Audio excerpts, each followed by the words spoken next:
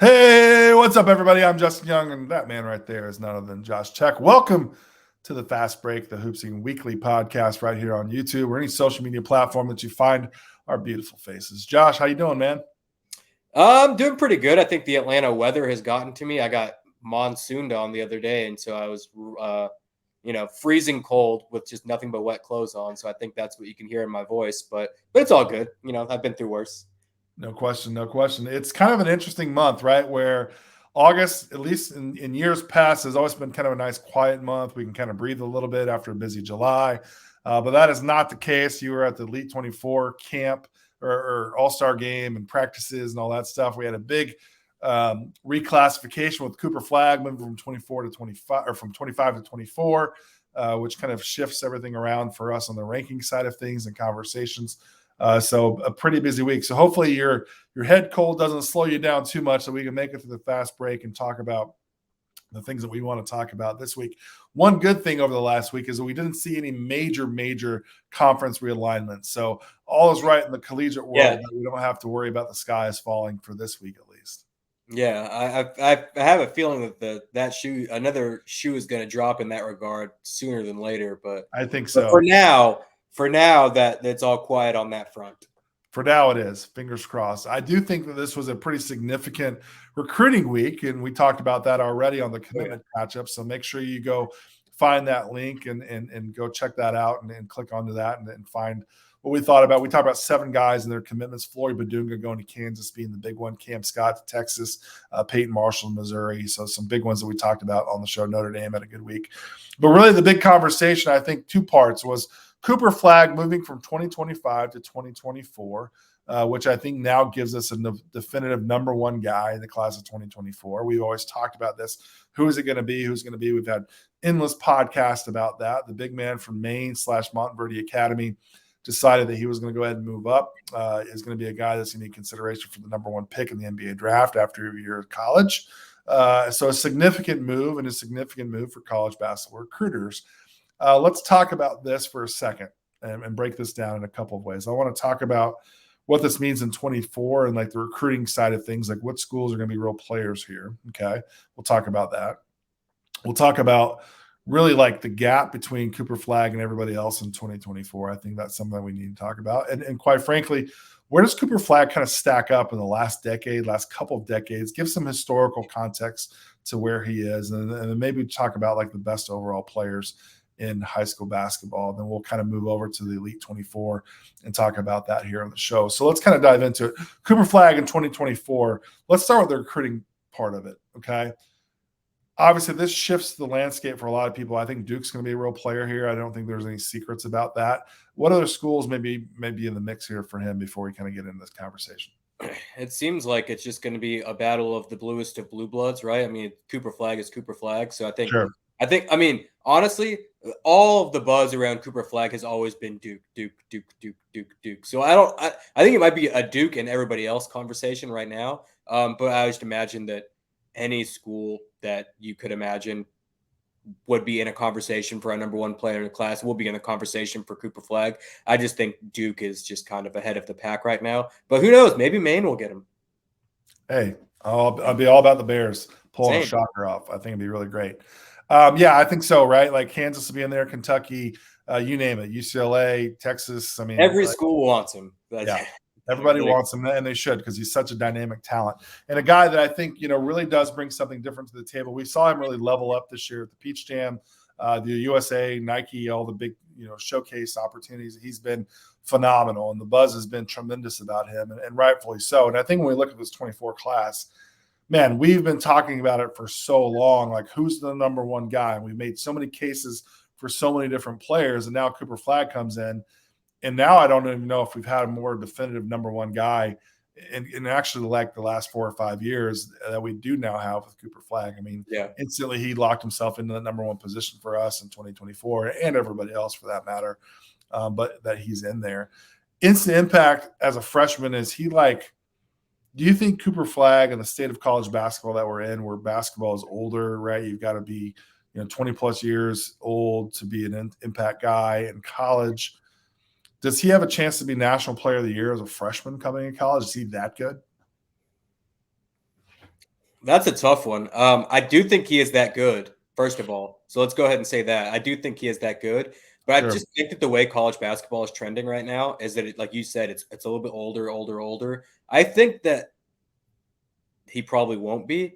Like I don't know who. I right now I can't forecast who, but I just imagine that we're gonna have like a Drew Timmy esque character who's been around college basketball forever, and he's just going to keep doing what he's been doing, and he's going to win National Player of the Year. I think that's just kind of how college basketball goes. You kind of build, then you earn your spot, like as your career progresses. But I think Cooper Flagg is going to be a person that's in the conversation. He's going to be in the conversation for all of the positional awards, all of the freshman of the year, whatever league he's in, freshman of the year honors in that league. Maybe like, for instance, if he does go to Duke, ACC player of the year kind of honors, like all of that. I think he's going to be in the mix for all of these awards and all of that when he gets as a freshman. Okay. Let me keep playing the what if game or like this. Is he better than Paolo Banchero as a freshman? I mean, times to be seen. I got into this industry after Paulo had already like gone to Duke, so I didn't really get to see him at as much as you did at the same stage as in their careers. So I don't really know how to answer that in terms of like, is Cooper at the same stage as where Paulo is right now? But I think as far as impact goes, I think Cooper could have a similar impact because of just how much he can do on the floor. Like, obviously their games are different, but I think his just like general like Duke needed Paulo on the floor. I feel like when he was at Duke, and I think that it's going to be a similar way with Cooper. Like I think with Cooper on the floor, if he goes to Duke, by all means, I'm just going to go ahead and assume since you brought up Paulo and all that, whatever school he goes to, they're going to need Cooper on the floor because of how much he can bring on both sides of the ball, as far as a creator and a scorer on offense and a rebounder and a just extremely great off-ball defender for his position, for his size, and all of that. I just think he does so much on the floor that he's going to be just invaluable to wherever he goes. Yeah, I brought up Paolo because he was the number one guy, and I was thinking about like just the hype that's surrounding Cooper Flagg right now. Like it is peak, right? It is absolute peak as Right. far as like the hype is concerned. And I do wonder, like he's not Zion hype, but I mean, social media is everywhere, right? Like it changes this whole Right. narrative and everywhere. Well, I mean, Zion wasn't even the number one player in his class according to recruiting pundits. You know what I'm saying? Like, no, not this one. right. Well, okay. Well, yeah. Well, you know what I'm saying? Like, okay. How about this? Let me put it this way. But this is before I was involved in any of this. I would just check all the major sites and all that stuff and be like, oh, Zion.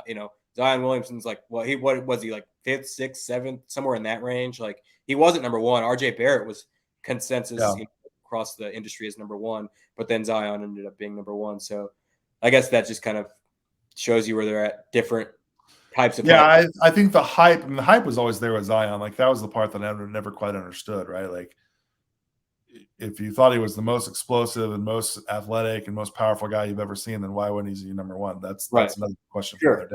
I definitely get that.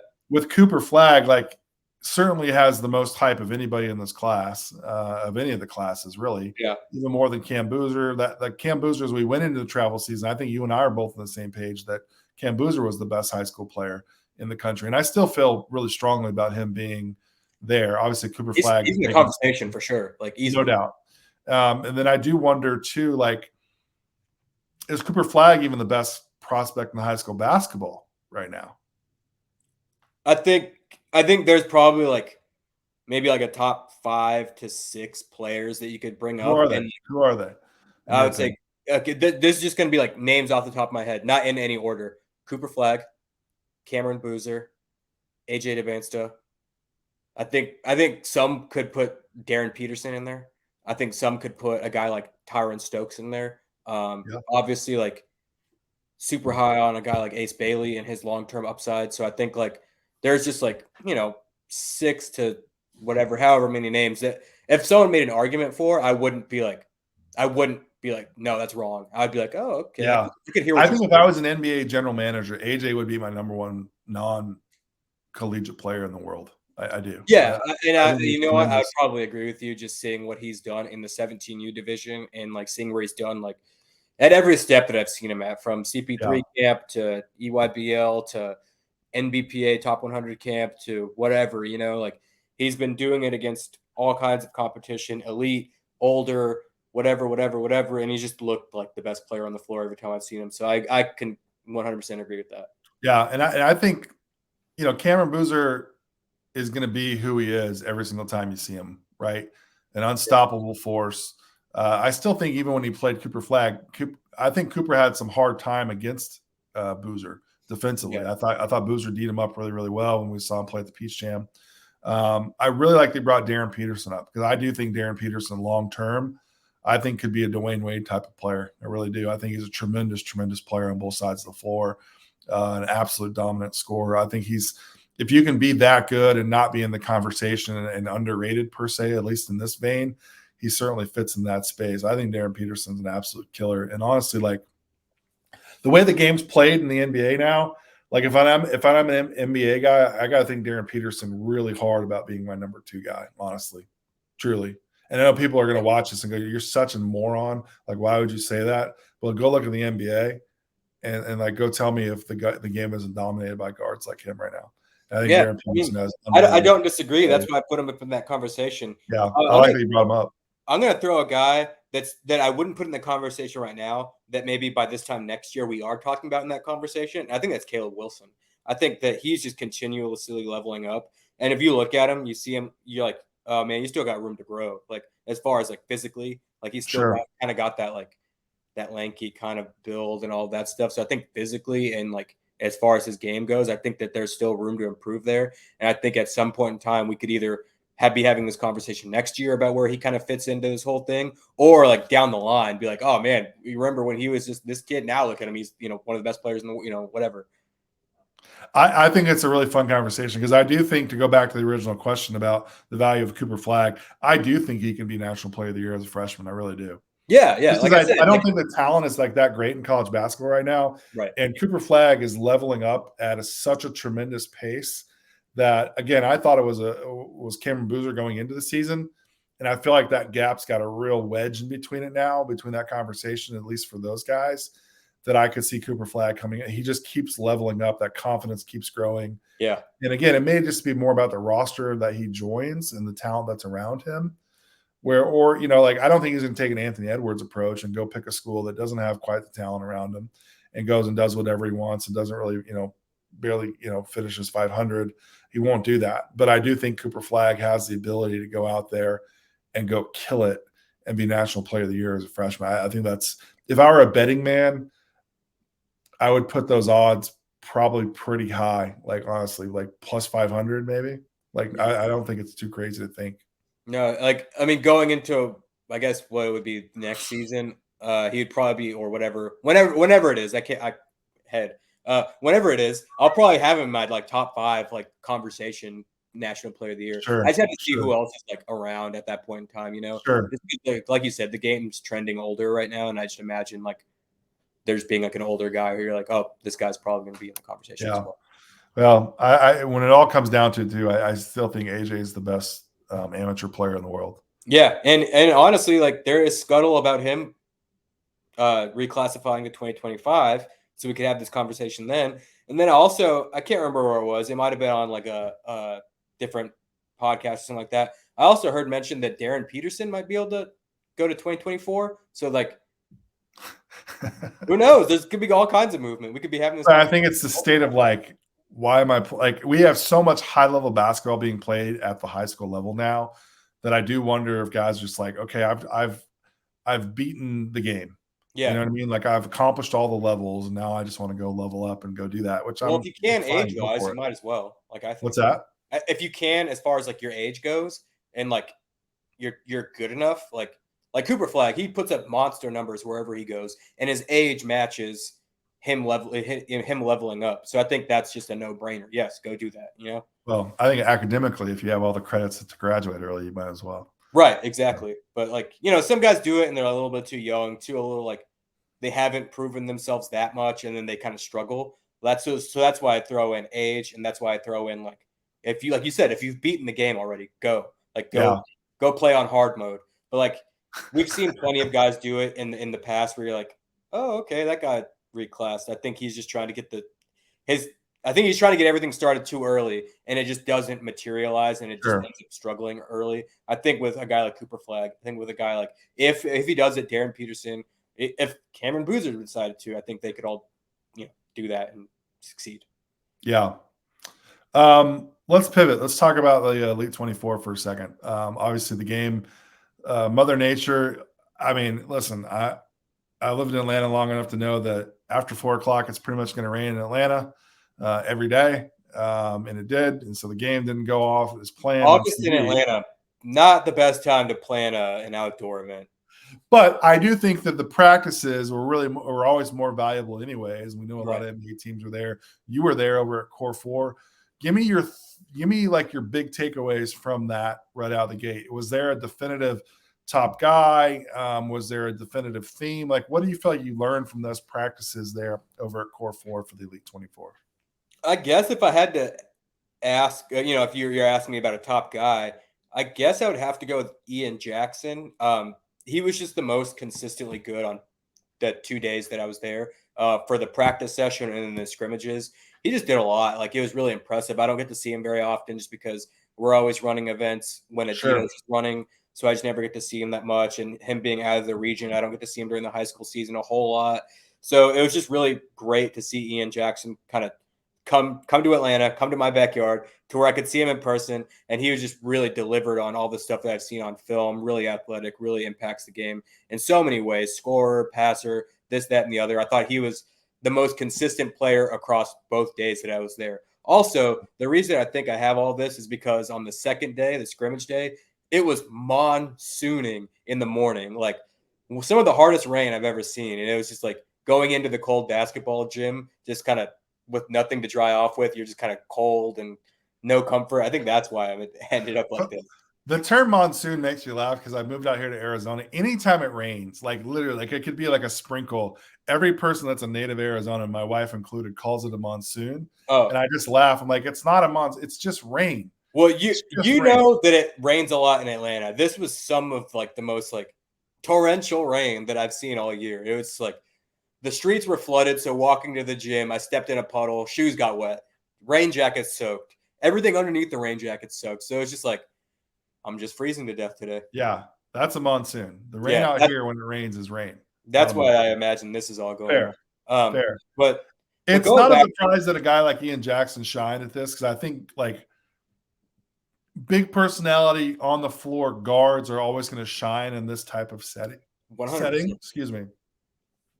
And it makes sense that Ian Jackson's going to North Carolina kind of fits that. Actually, I'm so excited for Ian Jackson to go to North Carolina because we need to have like a legitimate like dude. Not to say that like guys haven't been dudes. Not to say Armando Bacot hasn't been a dude, like great player in college, but like a North Carolina dude. Yeah. And they North Carolina historically, dating back to, early Dean Smith days, has always done really well with guards from New York, like that New York area. Yes. That's been like their second home.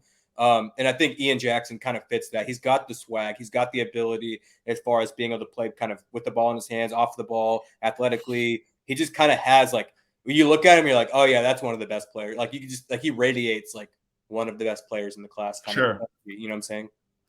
When you talk about guards and their style, like Auburn comes to mind for me when we talk about like big personality, like high level guards. And there's no secret that Bruce Pearl's done a tremendous job down there at Auburn. Going up to the Northeast and getting a guy like Tahad Pettiford, a guy that you really liked in that first day of practice. What did you see from him that you really liked? And he's going to raise pretty high in our next set of rankings as well. Yeah, he just did like I think I forgot who I was talking to, but I was talking to somebody. I was like, man, every camp I've seen him this summer, from Pangos to NBPA to this to Elite 24, Tahad Pettiford's been one of the best players. I think he just really so good. He and it's been like clearly one of the best players. He just really thrives in these really free environments to where he can kind of go be Tahad. And I think that's why I like him at Auburn so much, because Bruce Pearl really gives his guards a whole lot of freedom on both ends of the ball. Like Tahad just really shines in these settings. He, as a scorer, as a shooter especially, he just takes some shots where you're like, ugh, and then it goes in. You're like, oh wait, I shouldn't have second guessed him, right? Because fit him perfectly at Auburn. He'll take like some audacious shots, confidently, and they'll go in. You're like, oh, okay, well, you could just do that. Like, that's not like a terrible shot. And then getting to the rim and finishing with both hands and finishing creatively, like he's really impressive in that regard. And then like defensively, this is where I think he can really shine at Auburn. He's really handsy. He gets a lot of steals, gets a lot of deflections. He can really turn his defense into offense really quickly. And I think he showed that on the Thursday practices. He's shown that at every other camp that I've seen him at. And I think that's why it's just like, all right, man, this fit with you at Auburn. That's part of the reason why you're going to level up, is because where you're going is going to help you out so much. I saw this on a side note. I saw this podcast with Jared Harper and Theo Pinson, and they were talking about Auburn, why Jared picked Auburn. Oh, wow. The North Carolina and Auburn. We just talked about North Carolina. Right. That's what I think about it. And it was cool to see like Jared Harper, who was dynamic shooter and was turned out to be such a much better player than ever I thought he would be. And I don't mean that in a negative way. I love to see that Jared Harper, a competitor who's going to do the work. And he said, listen, one of the reasons I went to Auburn is because Bruce Pearl lets his guards go out there and do things if they're going to put in the work, and gives them a lot of freedom. And I think that's why I've seen so many guards that are that style player, like Tahad Pettiford that you mentioned. Like, he may put up some shots like, oh, it's one of those, yes, yes, no, yes, kind of guys, right? And if you do the work, he'll let you have that freedom to go out there and go do that. We've seen that with guys that have gone to Auburn in the backcourt as well. Ace Bailey, we've talked about him a ton. Here he was in his hometown, the biggest platform that he's going to play on this entire season, Elite 24, and the practices. I saw a lot of video coming out of there. He did what we've kind of known him to go do and make some unbelievable plays at the rim, some unbelievable wow moments. Was that kind of the theme for him throughout this experience for you? Yeah. Once again, it's just Ace being Ace. Like he does so much to where like we talked about Cooper Flagg a lot being the number one player. I do think that Cooper Flagg is clearly our number one player, and I 100% stand by that and all that. But I think like Ace just does things where you're like, oh, well, maybe, like he does things to where like you don't think that the conversation is that the gap is that vast. Sure. He does a lot of the same things that Cooper Flagg does and does them well. Like just walking into the building both days, Ace just radiated. Like I said, Ian Jackson kind of has this kind of energy and vibe. Yeah. Ace like plays basketball and operates on the basketball court like you see like the popular football player in like teenage movies, you know what I'm saying, where he's kind of has this ultimate swag, but like not in like an annoying, cocky kind of way. He knows that he's good and he's going to elevate the game for those around him. And I think he did all the stuff we've seen him athletically, skill-wise, all of that stuff. But I think what really impressed me the most was just kind of his like leadership kind of capabilities that he showed. He was like the most vocal guy out there in like a supportive way. Like on the bench, he was up clapping for his team in like a practice setting, right? Like this is a closed gym. It's just a practice. Like you don't really see that often. He was clapping for his team. He was really talking to everybody, really motivating everybody, kind of pointing people in the right direction on both ends of the ball. And that's just not a lot that I've seen out of Ace in the past. Sure. Always kind of had more of like, at least from what I've gathered from afar, he always almost had like a more kind of quiet kind of demeanor about him. But now he kind of looks like he's like, yeah, I'm the leader of this. Like he's the leader of everything. I think that's like really, really what impressed me. And I think that could really add to his value, his immense value already down the line. Yeah, I'm sure that setting probably elevated that as well. Like he was probably excited to play against high-level guys. Right, and with high-level guys, like it looked like him and Derek Queen kind of really got along. And I really like – I was thinking about that as a front court. Imagine having Derek Queen as your 5 and Ace as your 4. Jeez, man, that's like really tough to go. What about did Flory Badunga? Who did he match up with? Did he match up with Ace and Derek? He matched up with Derek Queen a lot, and I thought that battle was awesome. I thought both guys were really good against each other. I thought like Flory is like for me, and at least Flory is like the benchmark of bigs in this class. You know what I'm saying? Like you do something good against Flory, you're proving yourself. And I thought Derek Queen was really good against Flory. He really used his feet really well to score creatively around Flory. Like scoring on Flory one-on-one directly is probably not going to happen. Yeah. You have to like get creative, and Derek Queen really did that. He held his own in the rebounding battle. He held his own defensively. But Flory being Flory, he did all of his typical like defensive blocking shots, really deterring shots, super athletic plays at the rim, all of that. Flory was Flory. He was great, especially on the scrimmage day on the second day, which was Friday. He was awesome, man. Like he when he gets the ball around the basket, he goes up so quickly that you're like, the blink of an eye, he's dunking the ball, and you're like, oh, whoa, like it's coming, and like we've seen him so much that you know what he's gonna do, but it's still one of those like, whoa, like I can't believe you got off the floor that quickly, and like you're already down on the other end. Like he's just so impressive, and I think Kansas got a really great one. And like I'm not gonna say this is something that he does, but he did hit a couple jumpers throughout the day, so maybe at some point. It was an all-star setting. The reins were off. It allowed him to go do whatever he wanted to go do. Yeah, that was just fun to see. Be like, whoa, okay, all right, Flory, maybe you got this in your bag one day. You had a chance to see a guy that we don't see very often. That was Bryson Tucker, a guy that is really kind of laid low and not played a lot of travel ball and has been in a couple camps and stuff like this. How did he fare in this? To me, he's the big mystery man in this class of 2024. He was awesome. Every time I see him, I'm like, oh yeah, I like this guy a lot. But we just don't get to see him often. I think the only other time I've seen him this year in 2023 was at the NBPA Top 100 camp. He was great then. Yeah. And then he was great again at Elite 24. He just can do so much as either an on-ball creator or an off-ball player. He can move well without the ball, or he can create with the ball. And then defensively, he's got 6'7" kind of size, pretty good length and all that stuff. And he really moves his feet well defensively, so he can really cover up, reasonably, like 1 through 4, I would say, like at this level at least. Yeah. So I think he just really kind of reminded everybody why he's such a really valuable prospect. We don't get to see him very often. So like, obviously I believe at one point he was in our top 5 in the rankings just because of the lack of, sure, availability. He had to drop but like he didn't drop very far. He's still in our top 15 somewhere. I don't remember exactly where he's at. And that's because he is so good. Whenever you do get to see him, you're like, oh, yep, that's why we like him so much, because he's just really good. He kind of plays like a more mature game than a lot of people at this level. He just kind of knows what to do, knows where to be, and he's just really good at playing basketball. I wish he would do it more often. Just announced he's transferred to Bishop O'Connell there in the DC area, so a high-level program, a program that's put out a lot of players over the last couple of decades. So he's going to be there in the DMV playing over there as well. Who else did you like? Let me pivot actually. Was there a player that like kind of broke out, or like maybe somebody you weren't super familiar with that took advantage of the stage and really kind of leveled up in a way? Yeah, I would say a guy for me, and once again, just because of kind of a lack of me being able to see him personally, a guy that I really ended up loving was Zoom Diallo. I know you like him a lot. You're more of a West Coast guy. You get to see him a lot more than I do. I think I've only gotten to see him at a handful of camps here and there.